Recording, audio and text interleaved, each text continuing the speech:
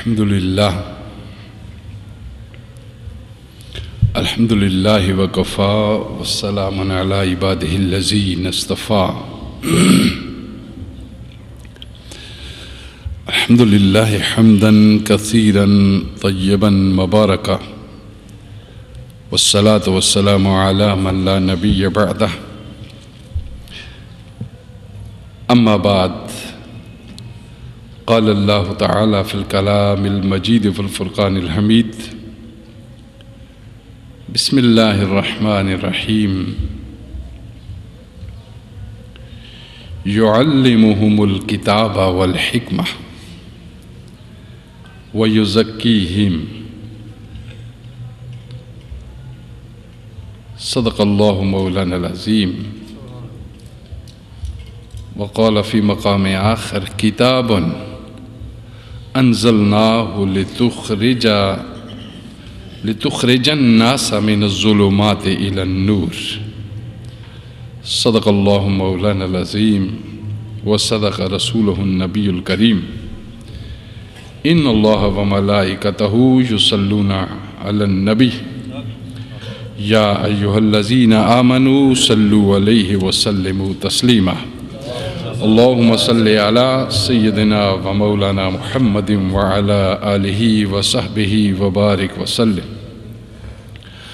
اللهم صل وسلم وبارك على ذات المحمدية والآل عدد خلقك يا الله.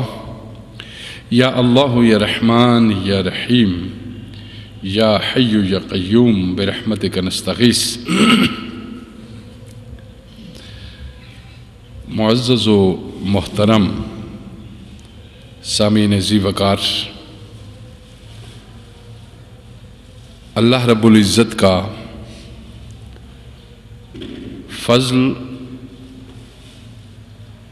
اور کرم اور اس کے حبیب جناب محمد مصطفیٰ صلی اللہ تعالیٰ علیہ وآلہ وسلم کا تصدق ہے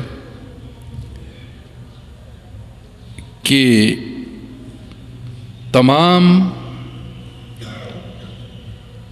مخلوق میں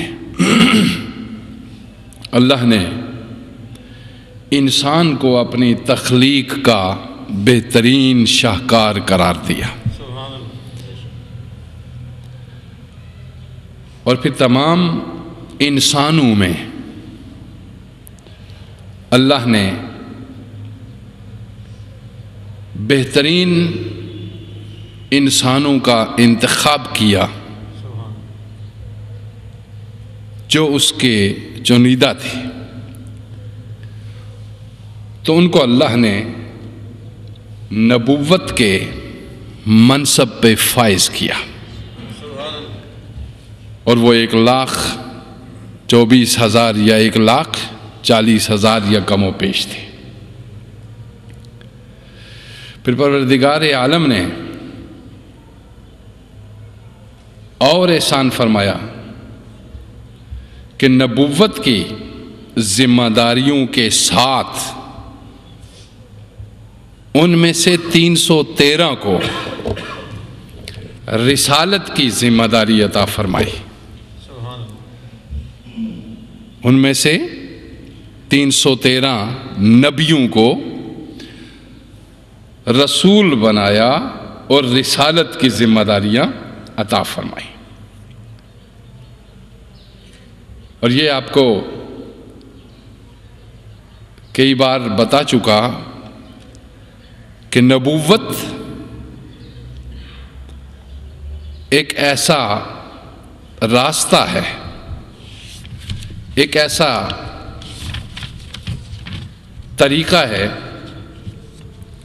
یعنی نبوت اور رسالت کی حقیقت اگر آپ جاننا چاہیں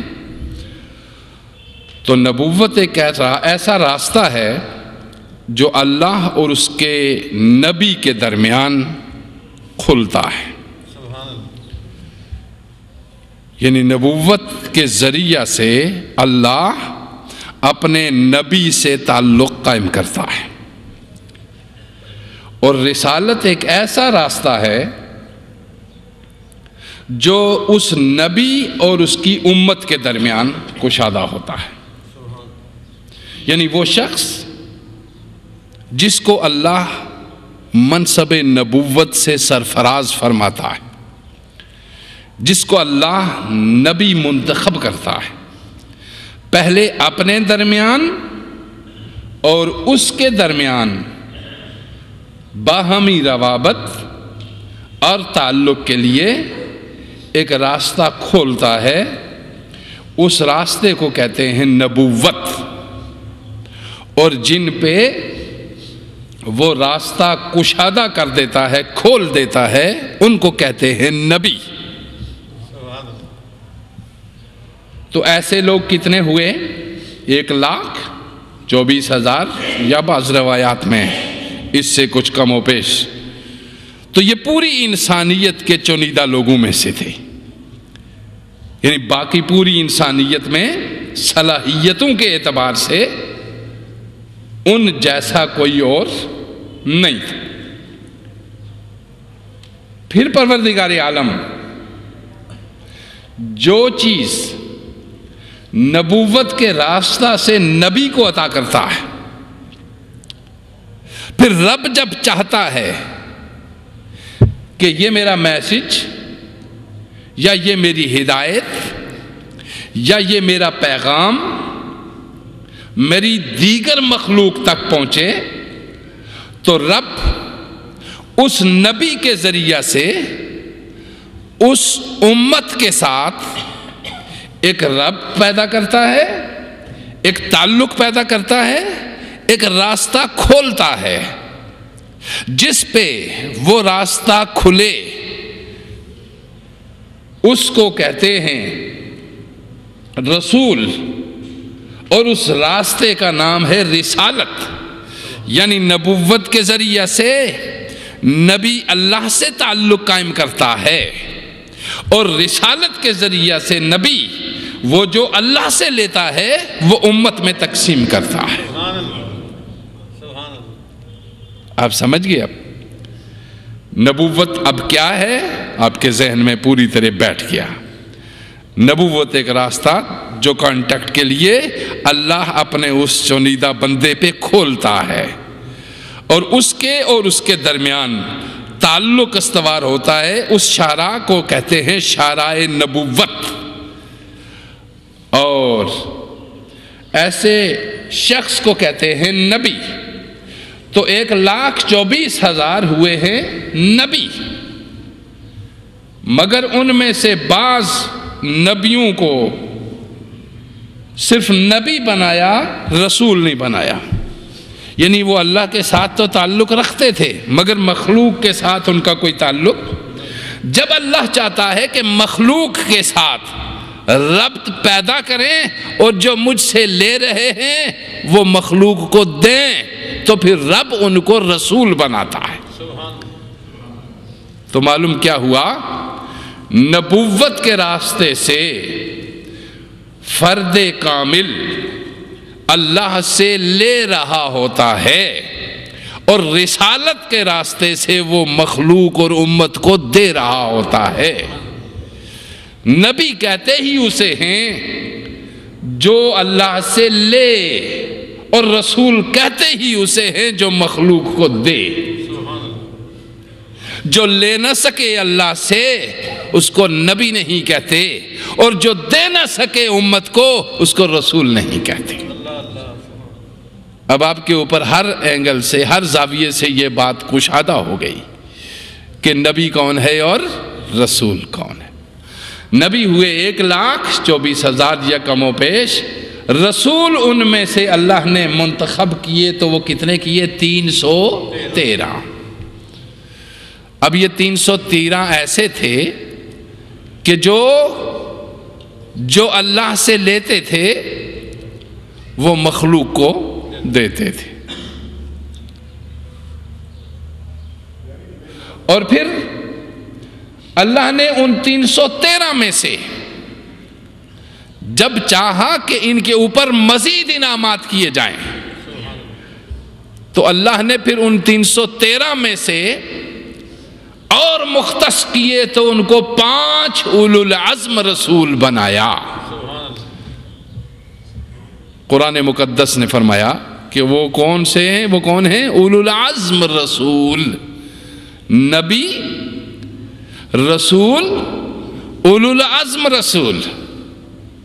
اور پھر وہ اولو العزم اس لیے ہوئے کہ ان کو اللہ نے شریعتیں عطا کی، جیسے تورات، زبور، انجیل اور صحف ابراہیم، صحف آدم، ضابطے، اصول، دستور، یہ جن نبیوں کو عطا کیے کتابی صورت کے اندر، شریعت کے راستے سے، ضابطے کے تحت، ان کو اولو العزم رسول کہا کہ وہ بڑے رسول ہیں۔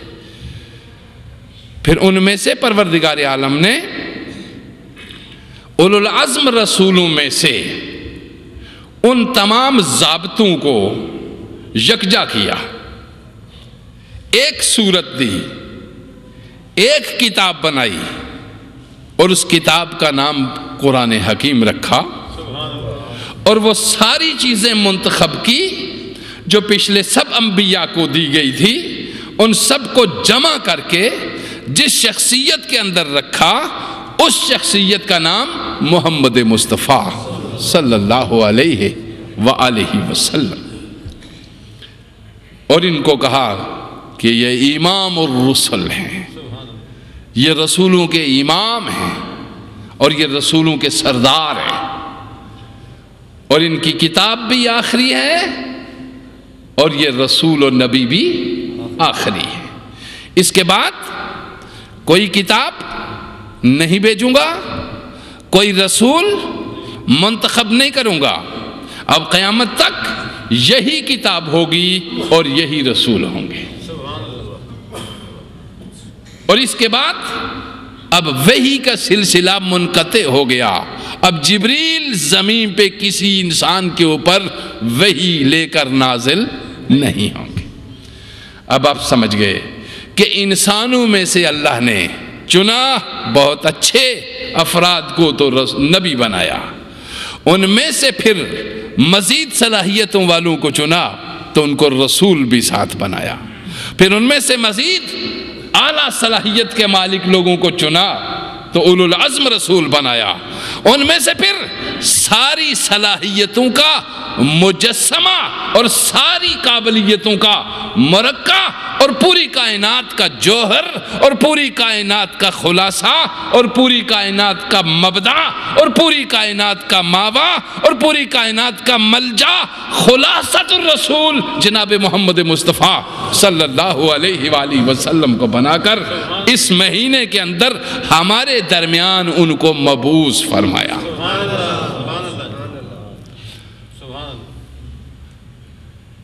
اب قرآن مقدس یہ کتاب ہے، اس قرآن حکیم میں ہمارے لیے بہت ساری چیزیں رکھی ہوئی، اس میں آقا دو جہاں جناب محمد مصطفیٰ صلی اللہ علیہ وآلہ وسلم کی ولادت باسعادت ہوئی اس مہینے میں، اور قرآن آیا۔ اب حضور صلی اللہ علیہ وآلہ وسلم خود اپنا تعارف کرا رہے ہیں، خود آقا اپنا تعارف کروا رہے ہیں، وہ سنتے ہیں آپ ہی کی زبانی۔ آقا دو جہاں صلی اللہ علیہ وسلم نے فرمایا کہ نسل اسماعیل میں سے کنانا کو ممتاز بنایا، کنانا سے قریش کو اللہ نے عظمت بخشی، بنو کنانا میں سے قریش کو عزت بخشی، قریش میں سے پروردگار عالم نے بنی ہاشم کو امتیاز عطا فرمایا، جس طرح میں آپ سے پہلے عرض کر چکا، آدمیت سے انسانیت، جی ان انسانوں میں سے پھر نبی، ان نبیوں میں سے پھر رسول، ان رسولوں میں سے پھر اولو العزم رسول، اور ان اولو العزم رسولوں میں پھر چوٹی کا رسول حضور علیہ السلام نے فرمایا بنی اسماعیل سے اللہ نے بنو کنانہ کو ممتاز کیا، ان میں سے قریش کو اللہ نے عزت اور امتیاز عطا فرمایا، اور قریش میں سے پروردگار عالم نے بنی ہاشم کو عظمت بخشی، اور بنی ہاشم میں سے مجھ کو منتخب فرمایا۔ یعنی ہاشمی رسول، جس کو ہم کہتے ہیں رسول ہاشمی۔ اب اندازہ لگائیے، یہ خاندانی شرف بھی بیان فرماتے چلے جا رہے ہیں رسول صلی اللہ علیہ وسلم۔ یہ مشکات شریف اور ابن عباس نے فرمایا، پھر آپ نے فرمایا لوگو میں محمد ہوں صلی اللہ علیہ وآلہ وسلم، زمین میں مجھے لوگ محمد صلی اللہ علیہ وآلہ وسلم کے نام سے جانتے ہیں، آسمانوں میں میرا تعارف احمد صلی اللہ علیہ وآلہ وسلم کے نام سے ہے، آسمانوں میں لوگ مجھے احمد کہتے ہیں اور زمینوں میں لوگ مجھے محمد کہتے ہیں صلی اللہ علیہ وآلہ وسلم۔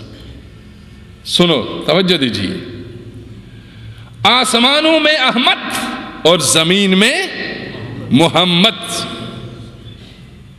زمین میں یہ محمد کیوں ہے اور آسمانوں میں یہ احمد کیوں ہے؟ عیسیٰ علیہ السلام نے قرآن مجید یہی بیان فرماتا ہے کہ جب عیسیٰ علیہ السلام بہت ساری چیزیں، جب ان کے حواری جو تھے، ان کے اصحاب جو تھے، بہت ساری چیزیں، بہت سارے سوالات رکھتے تھے، بہت ساری چیزیں پوچھنا چاہتے تھے ان سے، تو عیسیٰ علیہ السلام نے فرمایا میں اتنا ہی جواب دے سکتا ہوں جس پہ مامور ہوں، اور تم جو پوچھتے ہو ان سوالات کے جواب یاتی من بعدی اسمہ احمد، ان سوالات کے بعد جو میرے بعد آ رہے ہیں احمد صلی اللہ علیہ وآلہ وسلم وہ بتائیں گے۔ میں اپنی حدود کے اندر بتاؤں گا، اگر عرش و کرسی، لوح و قلم، جنت و دوزخ، عالم امر اور خلق، ان ساری حقیقتوں کو دریافت کرنا چاہتے ہو تو جس ذات کے اندر یہ حقیقتیں موجود ہیں وہ آنے والا ہے میرے بعد، تم آسمان و زمین کے سارے سوالات ان سے کر لینا، وہ بتا دیں گے ہر چیز تمہیں۔ تو عیسیٰ علیہ السلام نے جو کہا کہ یاتی من بعدی اسمہ احمد صلی اللہ علیہ وسلم، چونکہ عیسیٰ علیہ السلام عالم بالا سے تعلق رکھتے تھے اور وہاں آسمانوں کے اندر روح اللہ تھے، اور آسمانوں میں جناب احمد صلی اللہ علیہ وسلم مشہور۔ زمین میں محمد اس لیے تھے کہ جو مخلوق جتنی پیدا ہو چکی ہے یا آئندہ قیامت تک ہوگی، تمام کی حمد و ثنا اور تمام کی بندگی اور عبادت، تمام کی نیکی اور تقوی، تمام مخلوق اولین و آخرین کی خصائل اور خوبیاں سب جمع کی جائیں، تمام کی عبادات جمع کر دی جائیں، تو سب کی عبادتیں اور تسبیحات اور ذکر اور صلاحیتیں محمد مصطفیٰ کے برابر نہیں ہو سکتی۔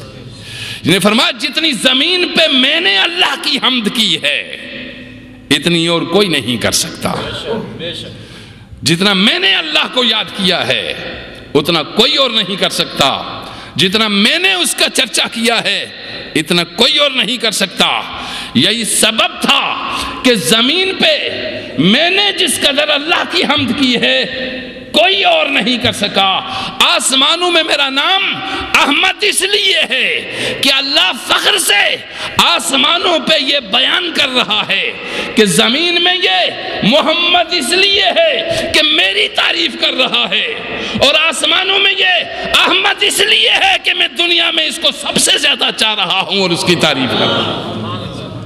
یعنی اوپر آسمانوں پہ اللہ حضور کی اس قدر تعریف کر رہا ہے کہ آپ احمد ہو گئے آسمانوں میں، اور نیچے یہ اللہ کی اس قدر حمد و ثنا کر رہے ہیں کہ یہ زمینوں میں محمد کہلا رہے ہیں۔ احمد وہ جس کی سب سے زیادہ تعریف کی جائے، محمد وہ جو اپنے رب کی سب سے زیادہ تعریف اور عبادت کرے۔ تو آپ فرمایا لوگوں میں محمد ہوں، عبداللہ کا بیٹا ہوں، عبد المطلب کا پوتا ہوں۔ اللہ نے مجھے اور مخلوق کو پیدا کیا تو مجھے اچھے گروہ میں بنایا، یعنی انسان بنایا، مخلوق میں سے اچھے گروہ میں یعنی انسان بنایا۔ پھر انسان میں دو فرقے پیدا کیے، عرب اور عجم۔ مجھے اچھے فرقے یعنی عرب میں پیدا فرمایا۔ پھر ارشاد فرمایا پھر عرب میں کئی قبیلے بنائے، مجھے سب سے اچھے قبیلے یعنی قریش میں پیدا فرمایا۔ پھر قریش میں کئی خاندان بنائے اور مجھے سب سے اچھے خاندان میں بنایا یعنی بنو ہاشم میں پیدا فرمایا۔ فرمایا بس میں ذاتی طور پہ سب سے اچھا ہوں اور خاندان میں بھی سب سے اچھا ہوں۔ آقا دو جہاں صلی اللہ علیہ وآلہ وسلم نے یہ جب ارشاد فرمایا تو فرمایا حضرت عباس بن عبد المطلب حضور علیہ السلام کے چچا حضرت عباس بیان فرماتے ہیں وَأَنْتَ لَمَّا وَلِدْتَ أَشْرَقَتِ الْأَرْضُ وَضَاعَتْ بِنُورِكَ الْأُفُقِ۔ آپ نے ارشاد فرمایا اور جب آپ پیدا ہوئے، یعنی حضرت عباس فرماتے ہیں کہ جب حضور صلی اللہ علیہ وسلم پیدا ہوئے تو چمک اٹھی زمین اور روشن ہو گئے آفاق سماوی آپ کے نور سے، زمین و آسمان آپ کے نور سے روشن ہو گئے۔ اور اب یہ ساری چیزیں وہ تھی جو حضور علیہ السلام بیان فرما رہے ہیں، یعنی نبوت، رسالت، محمد، احمد، اور پھر اعلیٰ خاندان عرب اور عجم، دو کائناتیں جس طرح بنایا گیا، عرب اور عجم، اس میں سے اچھے عرب افصح یعنی فصیح علم والے، ان میں مجھے عرب میں پیدا کیا۔ پھر خاندانی اعتبار سے شرف ملا قریش کو، پھر بنی ہاشم کو، پھر اللہ نے مجھے بنی ہاشم میں سے پیدا فرمایا، اور پھر آقا دو جہاں صلی اللہ علیہ وآلہ وسلم اتنے اعلیٰ شرف کے مالک اور اتنے عظیم ذات کے مالک اس مہینے ربیع الاول میں آپ کی بعثت ہوئی، یعنی آپ کو نبی مبعوث کیا گیا، آپ کی ولادت اور آپ کی بعثت۔ اور اب آقا دو جہاں جناب محمد مصطفیٰ صلی اللہ علیہ وآلہ وسلم جو چیز لے کر آئے اس کے متعلق ہم بیان کرتے ہیں قرآن حکیم کی روشنی میں۔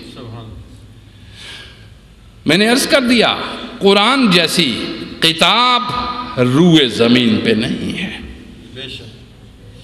محمد مصطفیٰ صلی اللہ علیہ وآلہ وسلم جیسا نبی اور رسول عالم خلق اور عالم امر میں نہیں ہے انسانی کائنات میں۔ اور یہ ہم نہیں کہتے، یہ خود رب فرما رہا ہے کہ آخری محفل ہم نے سجائی، یہ آخری روز ہے جس روز محمد مصطفیٰ نے خطاب قرآن کی صورت میں کر دیا ہے۔ اب اس کے بعد نہ کوئی محفل سجے گی، نہ کوئی دستور بٹے گا، نہ کوئی کتاب آئے گی، اور نہ ہی کوئی دینے والا اس قدر بہترین نالج دینے والا آئے گا۔ اسی کے اندر رہتے ہوئے آپ نے اپنی زندگی کو بنانا۔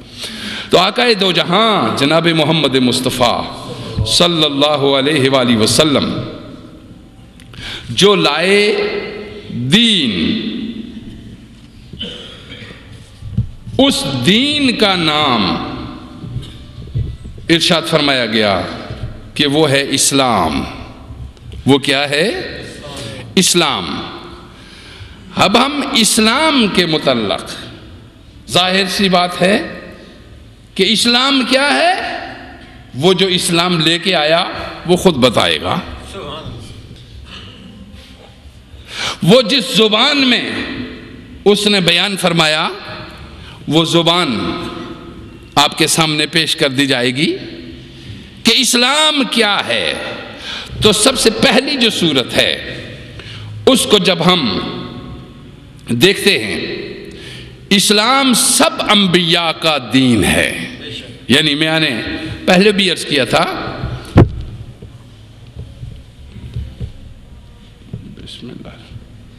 پہلے بھی عرض کیا تھا، کہ حضور صلی اللہ علیہ وآلہ وسلم نیا دین نہیں لے کر آئے۔ یعنی اسلام نیا مذہب نہیں ہے۔ یہ بڑی تفصیل سے میں نے آپ کو پہلے بتایا ہوا ہے، اور آج جو چیزیں میں آپ کے سامنے بیان کرنے لگا ہوں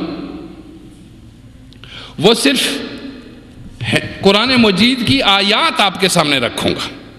یعنی میں اس کے متعلق بتا سب کچھ آپ کو چکا ہوں، آیات میں آپ کے سامنے رکھوں گا کہ اسلام سب انبیاء کا دین ہے۔ اور یہ قرآن مقدس کا تیسرا سورہ ہے، سورہ آل عمران۔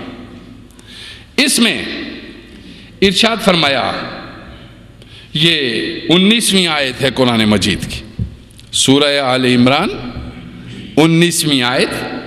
ارشاد فرمایا گیا، ان الدین عند اللہ الاسلام،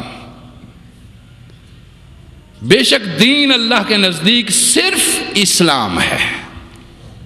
دین اللہ کے نزدیک صرف اسلام ہے۔ اور جو میں آپ سے عرض کرنا چاہ رہا ہوں، جناب آدم علیہ السلام بھی کیا لے کے آئے تھے؟ جو دین لے کر آئے تھے اس دین کا نام کیا تھا؟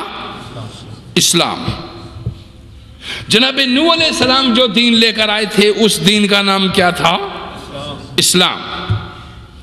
جناب موسیٰ کلیم اللہ جو دین لے کر آئے تھے اس دین کا نام کیا تھا؟ اسلام۔ جناب عیسیٰ روح اللہ علیہ السلام جو دین لے کر آئے تھے اس دین کا نام بھی کیا تھا؟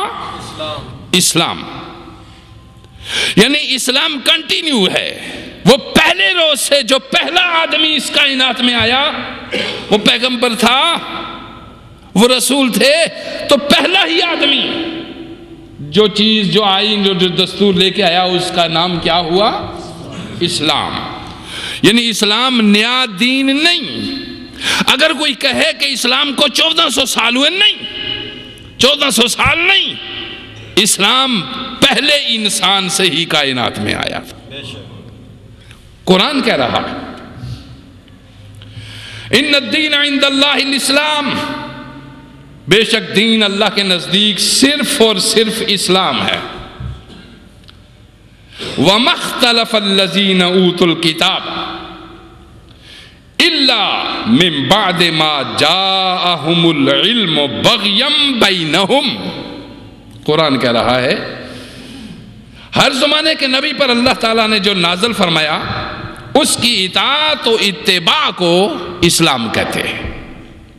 ہر نبی پہ جس زمانے میں جو بھی نازل فرمایا پروردگار عالم نے، اس کی اطاعت کو اور اس اتباع کا نام کیا ہے؟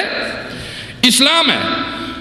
یہاں تک کہ سیدنا محمد مصطفیٰ صلی اللہ علیہ وسلم تشریف لائے، جب نبوت کا سلسلہ ختم ہوا تو اسلام نام ہو گیا اتباع محمد صلی اللہ علیہ وآلہ وسلم۔ سلسلہ نبوت ختم ہو گیا تو اسلام کس چیز کا نام ٹھہرا؟ اتباع محمد صلی اللہ علیہ وآلہ وسلم کا۔ اب ارشاد فرمایا سنیے کہ جب یہ ساری چیزیں ہمارے سامنے موجود ہیں تو قرآن مقدس نے کہا کہ اگر اسلام ہی کنٹینیو تھا، نہیں بلکہ پہلے سے ہی کیا تھا؟ اسلام پہلے سے ہی جو چیزیں اللہ نے عطا فرمائی ہوئی ہیں اس کو اسلام ہی کہتے ہیں، جس طرح قرآن مقدس نے بیان فرمایا۔ تو فرمایا کہ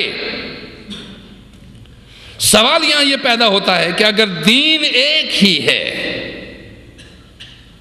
اور وہ ہے دین اسلام،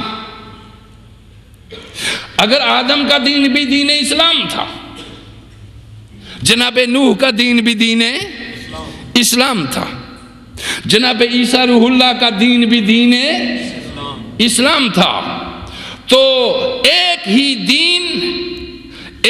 دین کے نام پر پھر جو ان گنت یہ فرقے پیدا ہوئے، قرآن مقدس کہتا ہے کہ یہ جو باہمی اختلافات نے بارہا دنیا کے امن کو تباہ کیا، برباد کیا، اور بارہا اس کائنات کو تہہ و بالا کیا، اس کی وجہ کیا ہے؟ اگر ایک ہی دین تھا، ایک ہی سب کچھ تھا، تو پھر یہ کیا ہوتا رہا اور یہ کیوں ہوتا رہا؟ اس کی وجہ کیا ہے؟ اس وجہ کو بھی قرآن مقدس یہیں اسی آیت میں بیان فرما رہا۔ آپ سن لیجئے، غور سے سن لیجئے، آپ کا قرآن خود آپ کی رہنمائی کر رہا ہے۔ اگر دین ایک ہی تھا، اسلام اس کا نام تھا، تو پھر یہ درمیان کے اندر عیسائیت کس چیز کا نام ہے؟ پھر یہ یہودیت کیا ہے؟ پھر یہ ہندو مت کیا ہے؟ پھر یہ جین مت کیا ہے؟ پھر یہ بدھ مت کیا ہے؟ پھر یہ زرتشت کیا ہے؟ اگر دین شروع سے اسلام ہی تھا، پھر یہ کیا ہوا؟ پھر یہ کیا چیزیں ہیں بیچ میں؟ اس کو قرآن بیان کر رہا ہے، چونکہ اللہ بہتر جانتا ہے، میں نہیں جانتا۔ اللہ کا رسول بہتر جانتا ہے، میں نہیں جانتا۔ مجھے نہیں معلوم کہ پچھلی صدیوں میں کیا ہوگا، اور نہ مجھے یہ معلوم کہ مستقبل میں کیا ہوگا۔ میں ماضی کو بھی اتنا ہی جانوں گا جتنا تاریخ بتائے گی، اور میں مستقبل کو اتنا ہی بتاؤں گا جتنا قوموں کے انجام بتائیں گے، جتنا قرآن بتائے گا۔ اس کے علاوہ میرے پاس کوئی نالج نہیں ہوتا کہ مستقبل میں، ہاں یہ اندازہ بتا سکتا ہے کہ ایک بچہ شروع سے ہی ایک ایسے گھر میں پڑا ہے، پیدا ہوا ہے کہ جس گھر کے اندر کبھی اللہ کی بندگی نہ کی گئی ہو، اندازہ بتاتا ہے کہ یہ اسی ماحول میں رچ بس جائے گا۔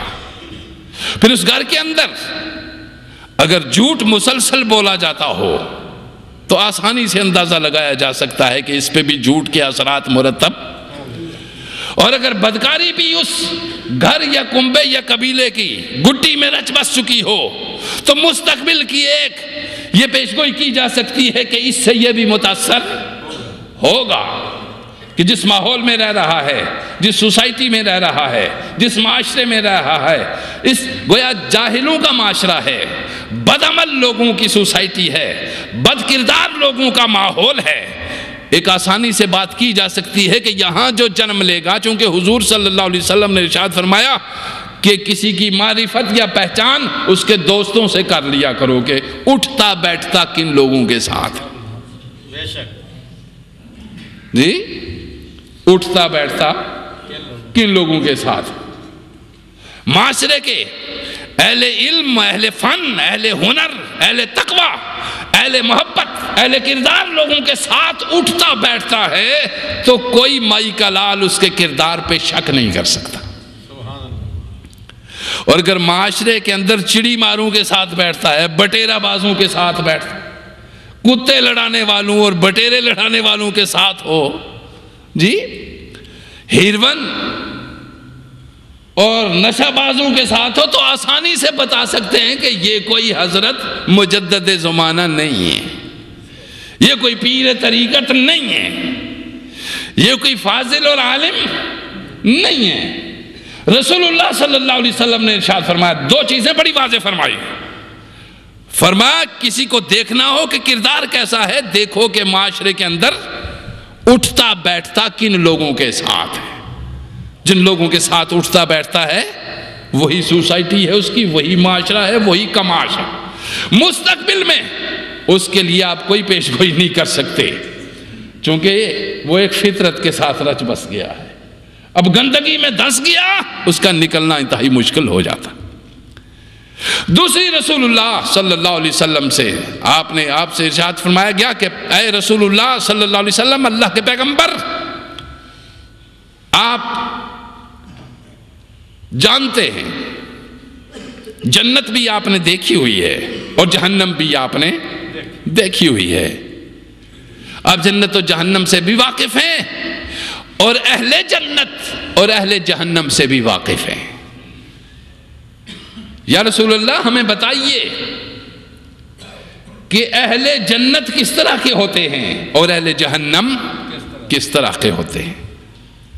آقا دو جہاں صلی اللہ علیہ وآلہ وسلم نے ارشاد فرما دیا کہ سنو لوگو، جو شخص جہاں کا رہنے والا ہے وہ بولی بھی وہی کی بولے گا اور کام بھی وہی کرے گا، زبان بھی وہی استعمال کرے گا، بولی بھی وہی بولے گا۔ فرمایا غضب یہ جنت کے اندر کی عادت نہیں ہے، ظلم یہ جنت کے اندر کا ماحول نہیں ہے، زنا بدکاری یہ جنت کے اندر کا ماحول نہیں ہے، شرک یہ جنت کے اندر کا ماحول نہیں ہے، ڈاکہ، چوری، اغوا، قتل، چور بازاری، ملاوٹ یہ جنت کے اندر کا ماحول جو کل یعملو علی شاکلتی، دیکھ لو کہ ہر شخص اسی راہ پہ جا رہا ہے جس راہ پہ جا کے منزل پہ پہنچے گا۔ ہر مسافر کو دیکھ لو کس راہ پہ جا رہا ہے، جس راہ پہ کوئی جا رہا ہے محبت کی راہ جنت کی راہ ہے، اور مخاصمت اور جھگڑے اور فساد اور فتنے کی راہ جہنم کی راہ ہے۔ پیار کی راہ، امن کی راہ، سلامتی کی راہ جنت کی راہیں ہیں، فتنے کی، فساد کی، جھگڑے کی راہیں جہنم کی راہیں ہیں۔ جھوٹ، غیبت، چغلی یہ اہل جہنم کی زبان ہے، سچائی، محبت، پیار اہل جنت کی بولی ہے۔ زبان سے اندازہ لگا سکتے ہو کہ کون کس جگہ کی بولی بول رہا ہے اور کون کس جگہ کے کام کر رہا ہے۔ اور پھر اگر اس کی زندگی میں یہ بات آئی کہ میں کل اپنی زبان کو بدل دوں گا تو وہ کل اس کی لائف میں کبھی نہیں آیا، میں کل اپنے ماحول کو بدلوں گا وہ کل پھر کبھی نہیں آیا، میں پرسوں، میں کل اگلے دن میں اپنی دنیا کو چینج کر دوں گا وہ پھر کبھی نہیں آیا، اس لیے کہ جس نے جو تبدیلی لانی ہے وہ آج ہی لاتا۔ حضور صلی اللہ علیہ وسلم یہ کتاب اور یہ قرآن لے کر آئے۔ ولادت باسعادت حضور علیہ السلام کی پیدائش اگر نہ ہوتی یقیناً ہم درندگی میں ہوتے، یقیناً ہم حیوانیت میں ہوتے، یقیناً ہمیں کچھ بھی معلوم نہ ہوتا۔ پوری تورات پڑھ جائیے، پوری زبور پڑھ جائیے، اس کے اندر عیسیٰ علیہ السلام کیا بتائیں گے ہمیں کہ باپ کے درجات اور سٹیٹس کیا ہیں، ماں کے کیا ہیں، بیوی کے کیا ہیں، بچوں کے کیا ہیں، جس کا خود باپ نہیں، جس کی خود بیوی نہیں، جس کی لائف میں کوئی پریکٹیکل نہیں، وہ محمد مصطفیٰ صلی اللہ علیہ وآلہ وسلم جب ہمیں بتاتے ہیں تو ایک باپ کی حیثیت سے بھی بتاتے ہیں، ایک شوہر کی حیثیت سے بھی بتاتے ہیں، ایک پڑوسی کی حیثیت سے بھی بتاتے ہیں۔ عیسیٰ علیہ السلام کی زندگی میں ظلم کے خلاف ایک جنگ بھی نہیں لڑی، مگر محمد مصطفیٰ کی زندگی میں ظلم و استحصال کے ساتھ خلاف 82 جنگیں لڑی گئی۔ اس لیے ان کو رسول جہاد کہتے ہیں، نبی جہاد۔ چونکہ جہاد کا جب نام آ جاتا ہے تو دنیا بھڑک اٹھتی ہے کہ جہادی۔ جہاد اور فساد میں فرق ہے میری جان۔ جہاد عزتیں لوٹانے کے لیے کیا جاتا ہے، لوٹنے کے لیے نہیں۔ جہاد لوگوں کے عدل و انصاف قائم کرنے کے لیے کیا جاتا ہے، عدل و انصاف کے لیے خود قاضی بننے کے لیے نہیں۔ جہاد اور فساد میں فرق ہوتا ہے۔ قرآن حکیم رسول اقدس صلی اللہ علیہ وسلم جو لے کے آئے ہیں قرآن، اس میں بنیادی طور پہ پہلی چیز جو ہمیں بیان کی گئی وہ یہی تھی کہ آقا دو جہاں صلی اللہ علیہ وآلہ وسلم نے ارشاد فرمایا کہ یہ جو آیا تھا وہ صرف شروع سے کیا تھا؟ اسلام۔ اب آپ کو بات ذہن نشین رہے کہ اسلام 1400 سال کا نہیں ہے، یا اسلام صرف حضور نے نہیں لائے۔ شخص اول، فرد اول اس کائنات کی تخلیق کا ایجنڈا جب پروردگار عالم کے لیے آیا، تیار کیا، اس کائنات میں جو پہلا انسان بھیجا پروردگار عالم نے وہی نبی تھا، وہی رسول تھا۔ اس کو کچھ اصول دیے تھے، یہ الگ بات تھا کہ اس کو 2 صفات کا اصول دیا، چونکہ اس کی ایک بیوی تھی اور ایک وہ خود تھا، کہ تم نے کیسے رہنا ہے آپ اس نئی کائنات میں، اس جگہ کے ماحول میں تم نے کس طرح رہنا ہے، کھانا کیا ہے، کرنا کیا ہے، اتنی ایک دی تھی۔ پھر جب بڑھتے چلے گئے دستور بھی بڑا ہوتا گیا، کتاب بھی بڑی ہوتی چلی گئی، آگے بڑھتے چلے گئے، پہلے قصبے میں رہتے تھے، شہروں تک پھیل گئے، شہری دستور بھی الگ ہو گئے۔ پہلے ملک میں تھے، ایک افراد تھے تو فرد کے آئین اور، افراد کے آئین اور، اقوام کے آئین اور، بین الاقوامی آئین اور۔ قرآن مقدس ایک اس وقت میں آیا جب پوری کائنات کے اندر صرف ایک فرد نہیں تھا، ایک قوم نہیں تھی، قومیں بھی تھی، افراد بھی تھے، قبیلے بھی تھے، حکومتیں بھی تھی، تمام تر چیزیں بھی تھی۔ قرآن مقدس آیا اور ضابطے ایسے لے کے آیا جو رہتی دنیا تک۔ قرآن کی بات یاد رکھیے، اس چیز کو بہت ذہن میں رکھیے، قرآن نظام نہیں دیتا کوئی بھی بنا کر۔ قرآن کیا ہے؟ کوئی نظام بنا کے نہیں دیتا، قرآن ایک آئین دیتا ہے۔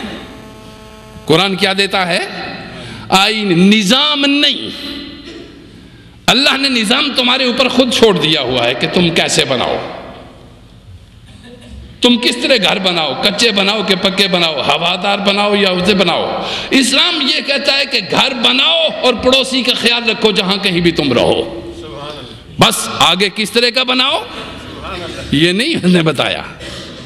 اسلام یہ کہتا ہے کہ ان اللہ یامرکم بالعدل، کہ تم عدل کو قائم رکھنا۔ اسلام یہ نہیں کہتا کہ تم کس خاندان والے کو قاضی بناؤ اور کس خاندان والے کو نہ بناؤ۔ اسلام یہ بھی نہیں کہتا کہ کس کو جج لگاؤ اور کس کو نہ لگاؤ، وہ تمہارا نظام ہے کہ تم نے جھوٹ اور سچ خود دیکھنا ہے۔ قرآن نے عدل کے قیام کا حکم دیا۔ اب ارشاد فرمایا گیا کہ ان الدین عند اللہ الاسلام۔ پھر یہ اختلاف کیوں ہوا؟ جب اسلام ایک ہی تھا تو پھر اس اختلاف کی وجہ یہ فرقے کیوں ہو گئے؟ ایک ہی دین، تو پھر دین کے نام پر یہ انگنت فرقے اور یہ چیزیں کیوں پیدا ہوئی؟ اس کو قرآن بیان کر رہا ہے خود ہی، کہتا ہے وَمَا اخْتَلَفَ الَّذِينَ أُوتُوا الْكِتَابَ، جن کو وَمَا اخْتَلَفَ، قرآن کہتا ہے اور نہیں جھگڑا کیا، جن کو دی گئی تھی کتاب مگر الا من بعد ما جاءہم العلم بغیم بینہم. یہ جھگڑا کب شروع ہوا؟ قرآن کہہ رہا ہے جن کو ہم نے کتاب دی تھی انہوں نے جھگڑا کب شروع کیا؟ جب ان کے پاس صحیح علم آ گیا. جب ان کے پاس علم آ گیا. اب جب علم آ گیا پھر جھگڑا کیوں شروع کیا؟ جب اللہ کی وحدت کا علم ہو گیا، اس کی توحید کا علم ہو گیا، اس کے رسولوں کا علم ہو گیا، اس کے نبیوں کا علم ہو گیا، کائنات کا خالق کون ہے معلوم ہو گیا، اچھائی کا ٹھکانہ کہاں ہے معلوم ہو گیا، برائی کا مرکز کہاں ہے معلوم ہو گیا، امن کیا ہے معلوم ہو گیا، جنگ کیا ہے معلوم ہو گیا، سلامتی کیا ہے معلوم ہو گیا، اچھا کیا ہے معلوم ہو گیا، برا کیا ہے معلوم ہو گیا، نیکی کیا ہے پتہ چل گیا، بدی کیا ہے پتہ چل گیا، پھر جھگڑا کیوں؟ قرآن بیان کر رہا ہے یہ سب کچھ جاننے کے بعد جھگڑا جب چڑھا تو فرمایا بغیم بینہم. یہ جھگڑے ان تمام مذاہب کے اور ان تمام مسالک کے یہ باہمی حسد کی وجہ سے ہوئے. کس وجہ سے؟ اور خود رسول اللہ صلی اللہ علیہ وسلم نے ارشاد فرمایا کہ امت کے اندر 73 فرقے ہوں گے. کس سبب سے؟ حسد کی وجہ سے. کس سبب سے؟ حسد کی وجہ سے. ایک دوسرے کو تسلیم نہ کرنا، کہیں نسبی بڑائی، کہیں خاندانی بڑائی، کہیں مسلکی، اور اللہ کی پوجا چھوڑ دیتے ہیں، مخلوق کی پوجا شروع کر دیتے ہیں، اللہ کی ماننی الگ کر دیتے ہیں، رسول کے تسلیم کرنا چھوڑ دیتے ہیں، خود اپنے نفس اور خواہش کی پیروی کرنا شروع کر دیتے ہیں.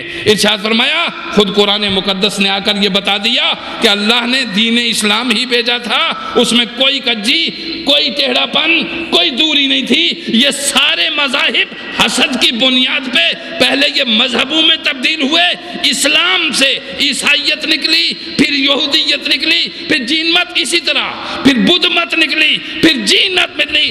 ہر کوئی اپنی پرستش کرواتا رہا، اپنی پوجا کرواتا رہا. جس کی پوجا کرنی تھی اس کو چھوڑ دیا، جس کی بندگی کرنی تھی اس کو چھوڑ دیا، جس کو ایک ماننا تھا اس کو چھوڑ دیا، جس کے آگے جھکنا تھا اس کو چھوڑ دیا، جس کی طاقت کو تسلیم کرنا تھا اس نے چھوڑ دیا.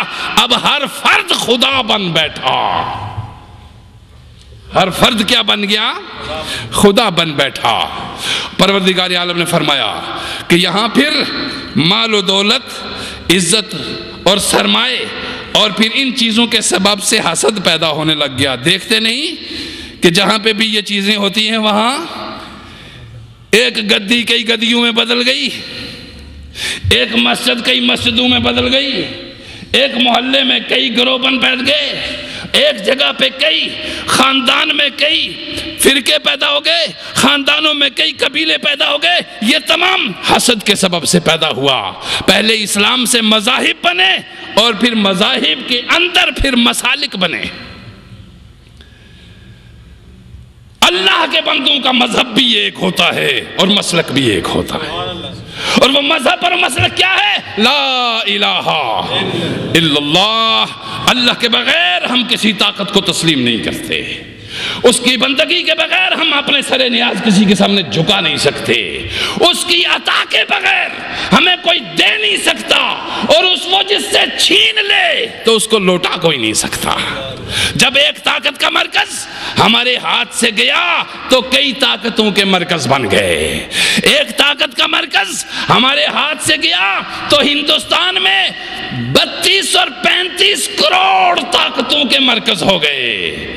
کوئی درخت کی پوجا کر رہا ہے، کوئی سانپ کی پوجا کر رہا ہے، کوئی ہاتھی کی پوجا کر رہا ہے، کوئی چوہے کا پجاری ہے، کوئی آگ کی پوجا کرتا ہے. یہ سارے مظاہر ہیں. خالق کی بندگی کرو، اس کے سامنے جھکو اور اس کو تسلیم کرو، اس کی قوت کو، تاکہ تمہاری عزت اور وقار میں اضافہ ہو جائے. رسول جو دین لے کر آئے وہ یہ تھا جو میں آپ کے سامنے بیان کر رہا ہوں. اسی میں بیان فرمایا گیا نا کہ دین کیا تھا شروع سے؟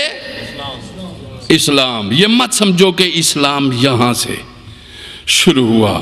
نہیں، حضور صلی اللہ علیہ وسلم نے اسی اسلام کا احیاء کیا ہے آگے، اور اسی میں پروردگار عالم نے وَمَا اخْتَلَفَ الَّذِينَ أُوتُوا الْكِتَابَ إِلَّا مِن بَعْدِ مَا جَاءَهُمُ الْعِلْمُ بَغْيًا بَيْنَهُمْ۔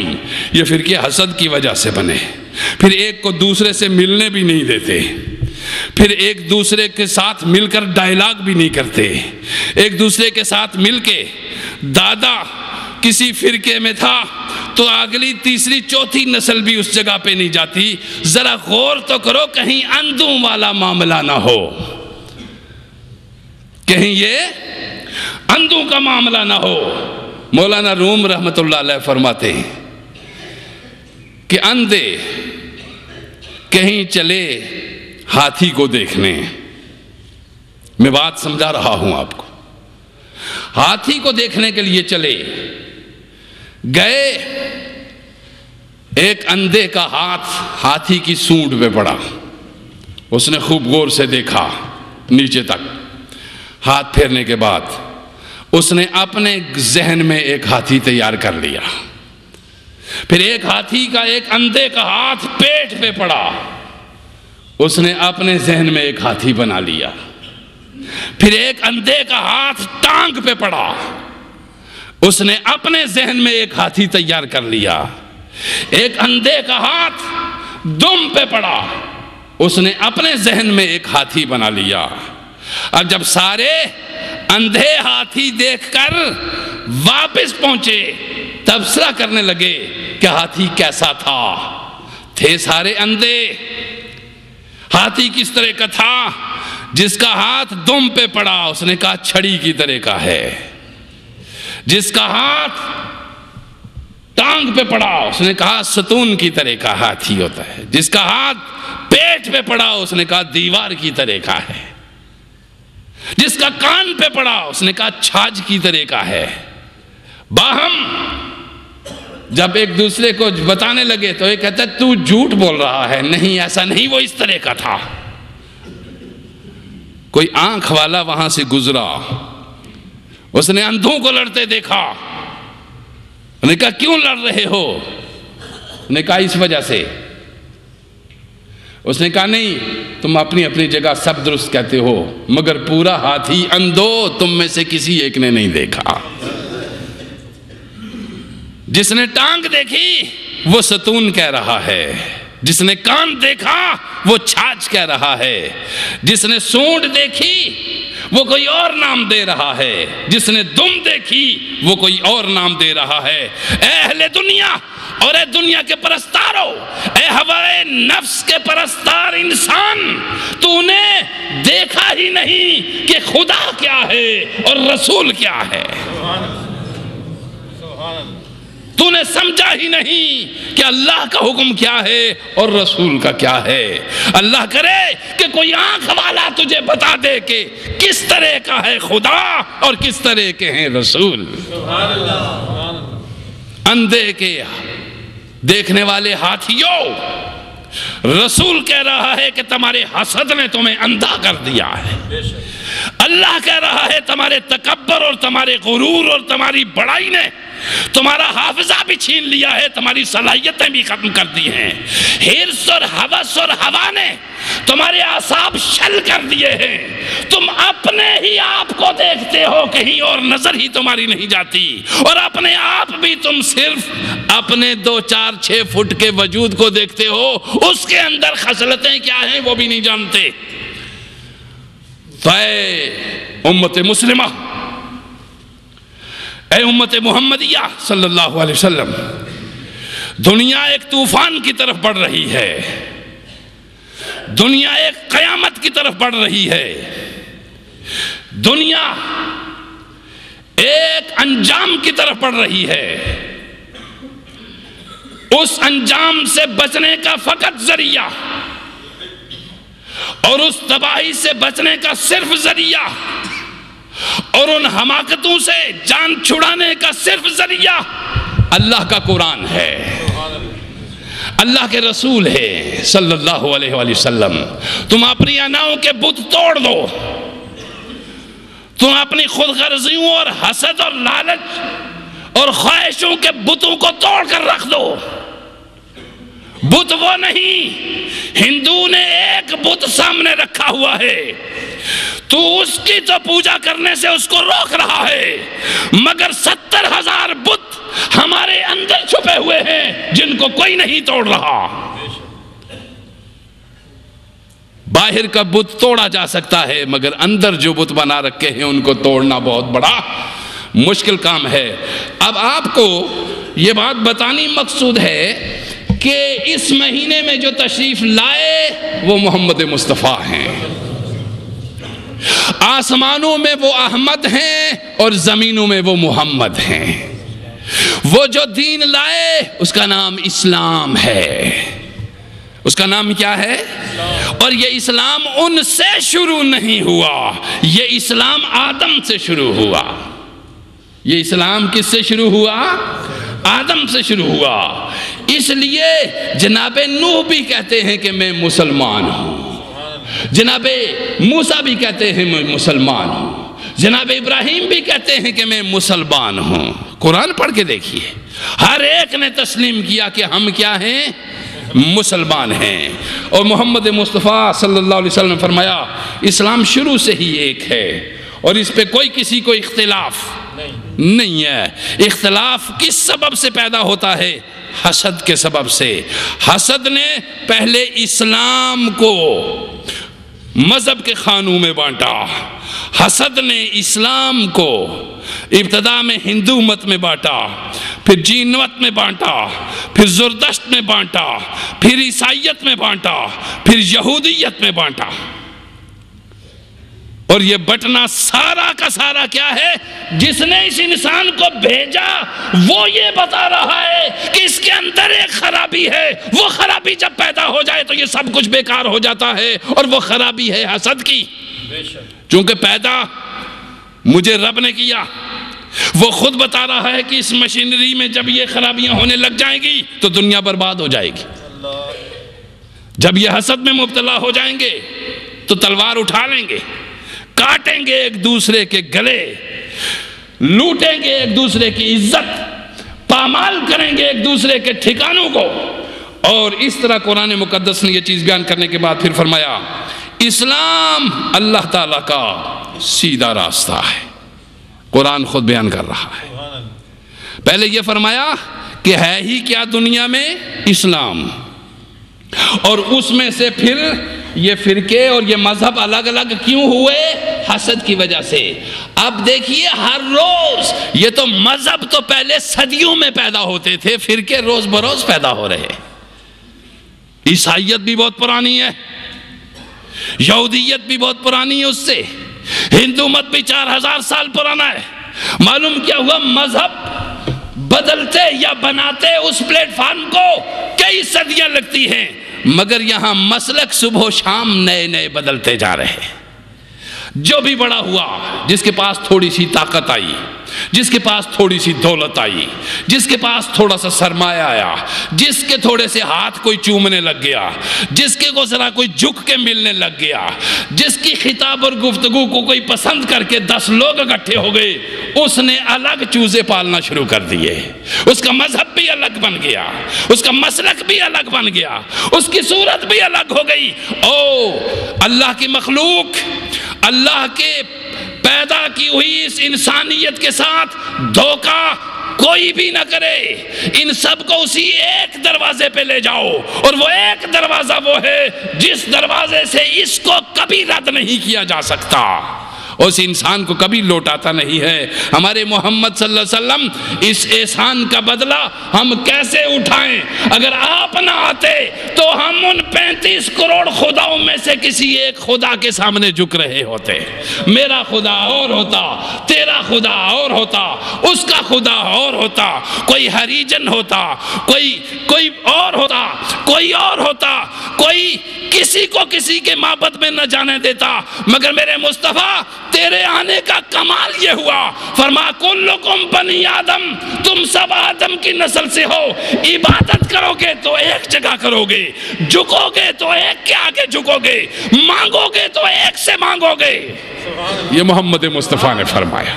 اگر آپ نہ آتے تو ہمارے زبانیں بھی مختلف ہوتی، ہم قبیلوں میں بٹے ہوئے ہوتے، کنبوں میں بٹے ہوئے ہوتے، اور ہم میں کوئی بلوچی ہوتا، کوئی ہم میں سندھی ہوتا، کوئی ہم میں پختون ہوتا، کوئی ہم میں پنجابی ہوتا، کوئی ہم میں کشمیری ہوتا، کوئی ہم میں پٹھواری ہوتا، کوئی ہم میں ہزاروی ہوتا، مگر اب ہم سب ایک ہیں۔ تو کیوں ایک ہیں؟ کہ ہمارا خدا ایک ہے، ہمارا رسول ایک ہے، ہماری کتاب ایک ہے، اس لیے ہم ایک ہیں،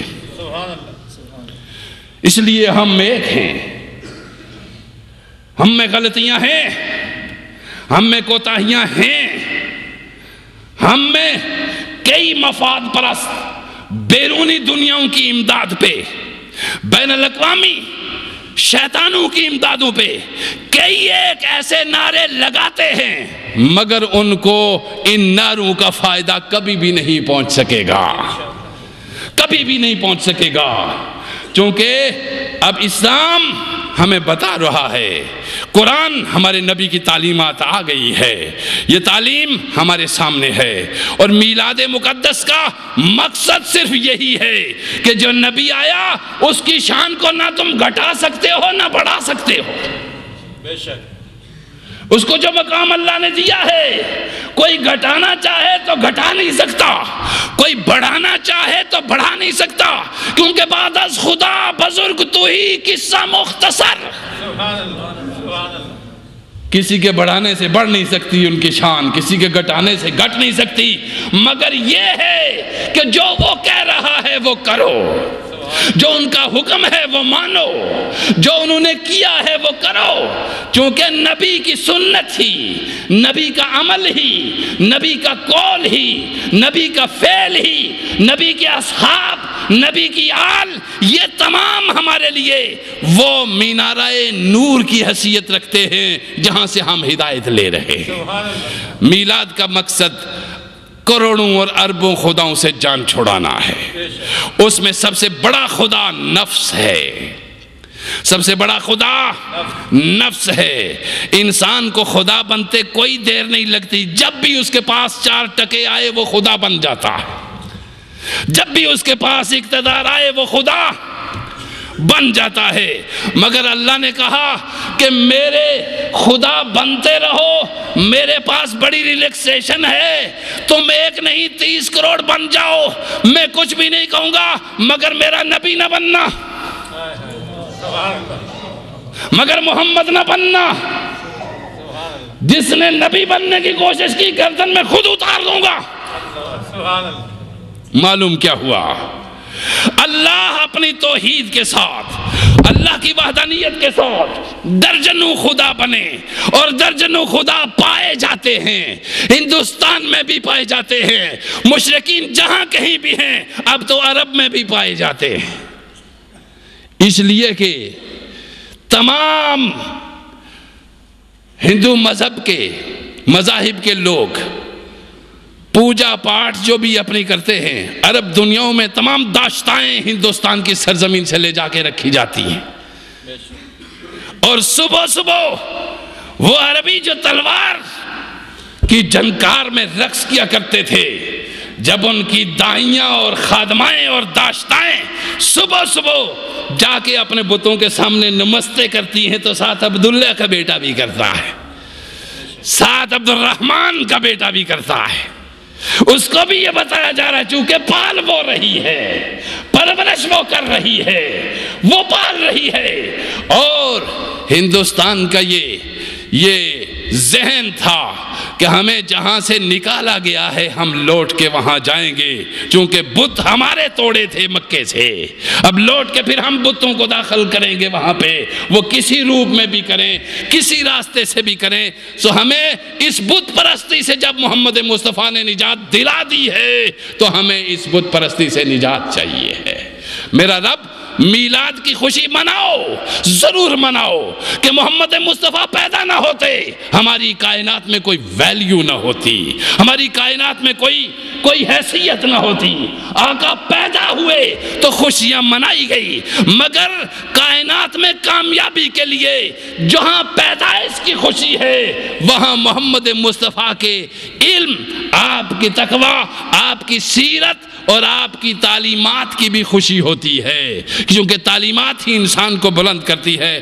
آؤ آج کی اس وقت اس خطاب کے لیے ہم صرف آج 4 چیزیں بیان کر دی ہیں میں نے آپ کے سامنے، کہ محمد مصطفیٰ کی شانیں ہیں، احمد ہیں آسمانوں میں، محمد ہیں زمینوں میں، خاندانوں میں عرب اور عجم میں سے عرب کو فضیلت ہوئی۔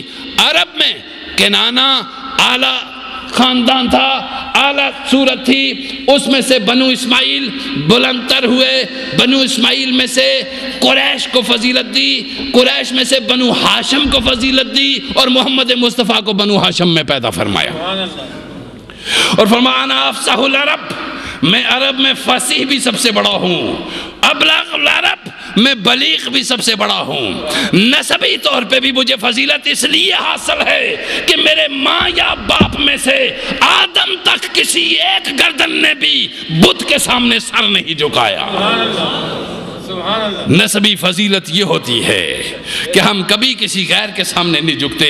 محمد مصطفیٰ نے فرمایا میرے ماں اور باپ میں سے کہیں پہ بھی کہیں شرک نہیں پایا گیا، ہم نے کبھی گردنیں غیر کے سامنے نہیں جھکائی۔ مصطفیٰ رحمت للعالمین ہیں اور ہمیں ہر ایک کے لیے رحمت للعالمین ہونا چاہیے۔ میرا رب مجھے اور آپ کو میلاد النبی منانے کے ساتھ ساتھ جھوٹ سے بھی نجات دے، چوری سے بھی نجات دے، بدکاری سے بھی نجات دے، پھر لڑائی سے بھی نجات دے، غیبت سے بھی نجات دے، چغلی سے بھی نجات دے۔